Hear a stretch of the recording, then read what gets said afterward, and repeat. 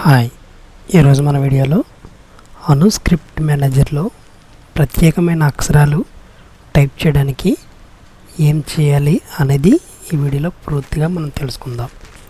ముందుగా నా ఛానల్ని కొత్తగా చూస్తున్న వారైతే నా ఛానల్ని ఇప్పుడే సబ్స్క్రైబ్ చేసుకొని బెల్ ఐకాన్ ప్రెస్ చేయండి. దాని ద్వారా నేను పెట్టిన ప్రతి వీడియో కూడా మీకు నోటిఫికేషన్ ద్వారా వస్తుంది. ఇక మనం వీడియోలోకి వెళ్తే శ్రీ టైప్ చేయడానికి Shift+U టైప్ చేయాలి. క్ష్మి టైప్ చేయడానికి Shift+Q టైప్ చేయాలి. స్త్రా టైప్ చేయడానికి Shift+O టైప్ చేయాలి.